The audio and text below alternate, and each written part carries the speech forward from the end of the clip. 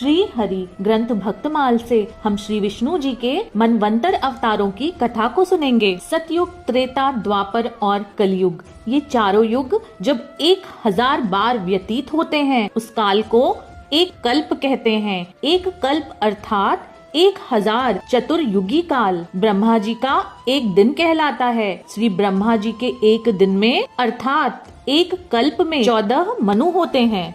मनु अर्थात मनवंतरों में भगवान सत्व गुण का आश्रय लेकर अपनी मनु आदि मूर्तियों के द्वारा पौरुष रूप से प्रकट होते हुए इस विश्व का पालन करते हैं। जब एक मनु की अवधि पूरी हो जाती है तो उसके साथ ही उस समय इंद्र, सप्तऋषि, मनु पुत्र, भगवत अवतार तथा ये देवता, ये सभी पहले की जगह नए नए अवतार में आते हैं। 14 मनुओं का संक्षिप्त वर्णन सुनेंगे। पहले स्वयंभु मनु। ब्रह्मा जी के शरीर से 2 विभाग उत्पन्न हुए, उससे जो स्त्री और पुरुष रूप प्रकट हुआ वह सम्राट स्वयंभु मनु हुए, और जो स्त्री थी वो महारानी सतरूपा हुई। श्री मनु जी और सतरूपा के 2 पुत्र हुए, प्रियव्रत जी और उत्तानपाद जी। 3 पुत्रियां हुई, 3 कन्याएं हुई, देवहूति, आकुति और प्रसूति। आकुति का विवाह रुचि प्रजापति से हुआ, देवहूति जी का विवाह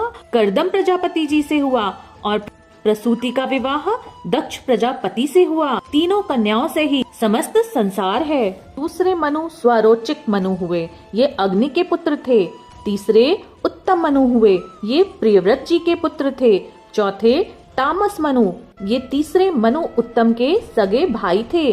5वें रैवत मनु, ये चौथे मनु के सगे भाई थे। 7वें हुए वैवस्त मनु, विश्ववान सूर्य के पुत्र। यह वर्तमान मनवंतर उन्हीं का काल है। 8वें सांवर्णी मनु हुए।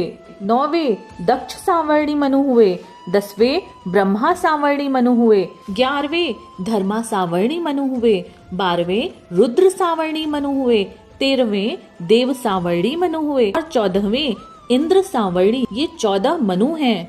भूत, वर्तमान, भविष्य तीनों ही काल में चलते रहते हैं और समस्त भूमंडल का शासन करते हुए सनातन धर्म की रक्षा करते हैं।